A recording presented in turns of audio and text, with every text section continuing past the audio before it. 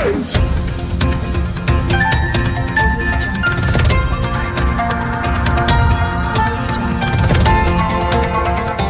देख रहे हैं मगरा न्यूज राजस्थान, खबरें सबसे तेज।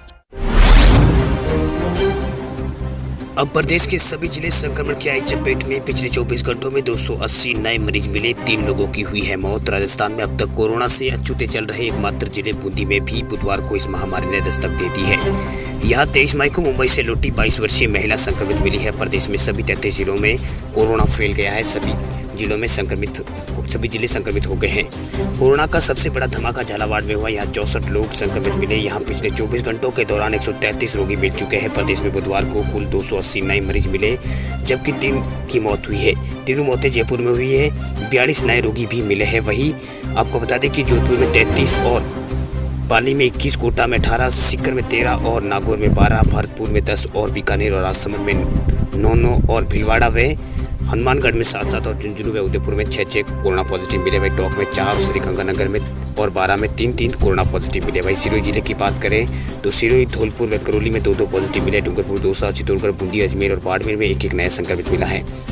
वहीं रोगियों के अलावा बाहरी राज्यों से 1 व्यक्ति पॉजिटिव मिला है। इधर देश में कोरोना के संक्रमित संख्या भी 1.5 लाख से ज्यादा हो गई है। बुधवार को 6026 नए कोरोना पॉजिटिव केस मिले। अब तक 1,53,531 लोग संक्रमित हो चुके हैं। मरीजों की संख्या 1 लाख से 1.5 लाख तक पहुंचने में रफ्तार काफी तेज हो गई है। पहले 50,000 केस 97 दिन में मिले थे। वही 50,000 से 1 लाख होने में केवल 12 दिनों का समय लगा, जबकि अगले 50,000 सिर्फ 9 दिनों में बढ़ गए हैं। देश में अब तक 67,774 लोग ठीक हो चुके हैं, जबकि 4,446 लोगों की मौत हो चुकी है। बुधवार को 24 घंटों में 178 लोगों की मौत हुई है, जिनमें 105 सिर्फ महाराष्ट्र से सामने आई है।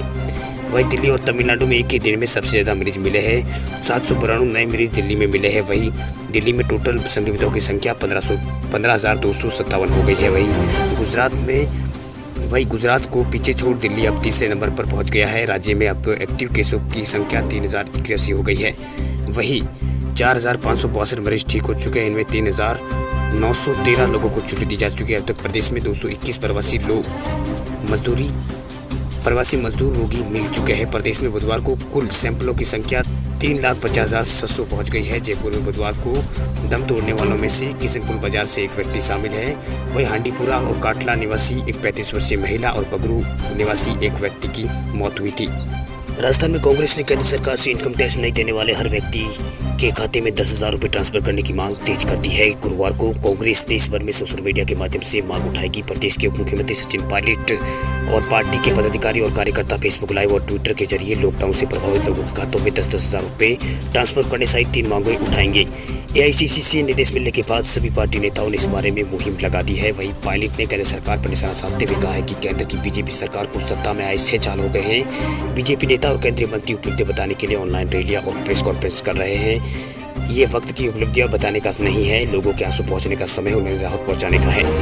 मदद और सलाह लेने के लिए कोई छोटा नहीं हो जाता है, लेकिन केंद्र और बीजेपी इस और ध्यान नहीं दे रही है। उन्होंने कहा है कि केंद्र सरकार को चाहिए कि नरेगा में रोजगार के दिन 100 से बढ़ाकर 200 दिन करना चाहिए। गौरतलब है कि प्रवासी मजदूरों के आने के बाद प्रदेश में 33 में से 32 जिलों में कोरोना संक्रमण फैला है। सबसे अधिक 1902 केस जयपुर से सामने है। अजमेर से 310, अलवर से 51 और बांसवाड़ा से 85 और बाड़मेर से 92 केस सामने आए हैं। वहीं भरतपुर से 153, भीलवाड़ा से 134, बीकानेर में 94 केस सामने आए। वहीं चित्तौड़गढ़ में 175, चूरू में 85 और दौसा में 46 केस सामने आए हैं।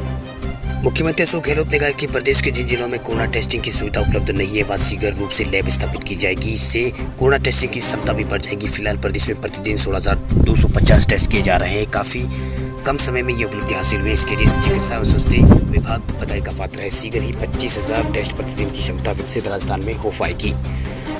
मुख्यमंत्री अशोक गहलोत बुधवार को मुख्यमंत्री निवास पर वीडियो कॉन्फ्रेंसिंग के माध्यम से JNU हॉस्पिटल में स्थापित हुई नई कोविड-19 लैबोरेटरी का उद्घाटन के बाद संबोधित कर रहे थे। उन्होंने कहा कि महात्मा गांधी हॉस्पिटल के बाद अब JNU हॉस्पिटल में भी यह लैब स्थापित करने पर कोरोना टेस्ट के रिजल्ट जल्दी मिल सकेंगे और टेस्टिंग की क्षमता भी बढ़ेगी। उन्होंने कहा कि राज्य सरकार चिकित्सा एवं स्वास्थ्य क्षेत्र में इंफ्रास्ट्रक्चर मजबूत कर रही है। वह ICU बेड और वेंटिलेटर्स की उपलब्धता बढ़ाई जा रही है। कोविड-19 महामारी को शुरुआत में ही गंभीरता से लेते हुए राजस्थान सरकार ने योजनाबद्ध तरीके से संक्रमण की दिशा में प्रयास किया। निजी हॉस्पिटल और मेडिकल कॉलेज भी अच्छा कार्य कर रहे हैं। जयपुर नेशनल यूनिवर्सिटी के चेयरमैन डॉक्टर संदीप बख्शी ने बताया कि मॉलिक्यूलर लैब में एक समय में 334 सैंपल टेस्ट किए जा सकेंगे।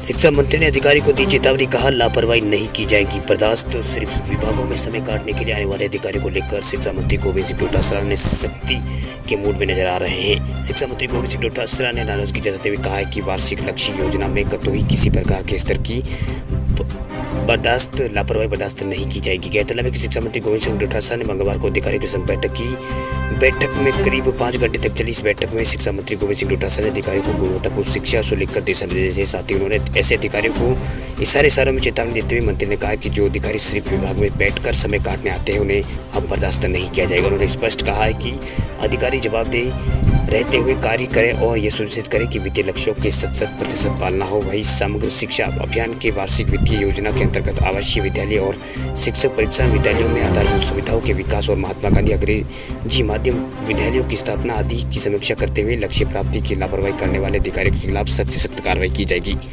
शिक्षा मंत्री ने बैठक में समग्र शिक्षा के लिए वित्तीय वर्ष की कार्य योजना पर चर्चा करते हुए कहा कि प्रदेश में 167 ब्लॉक जहां पर स्वामी विवेकानंद मॉडल स्कूल नहीं है वहां पर अंग्रेजी माध्यम स्कूल महात्मा गांधी विद्यालय खोलने की कार्यवाही शीघ्र ही की जा रही है। हाल में 76 खोले गए ऐसे विद्यालयों में आधारभूत सुविधाओं के विकास पर जोर दिया जा रहा है। इस ऑनलाइन शिक्षा के जरिए किए जा रहे प्रयासों से प्रोजेक्ट और ऑनलाइन परीक्षण के लिए तैयार सामग्री के बारे में जानकारी उन्होंने ली। विद्यार्थियों की शिक्षा में किसी तरह की कोई नुकसान नहीं हो, इस पर भी इसी सभी स्तरों पर सुनिश्चित किया जाए। इसके साथ ही ऑनलाइन शिक्षण के साथ ही शिक्षा ऑनलाइन परीक्षण के लिए भी विशेष कार्य योजना तैयार की जाए।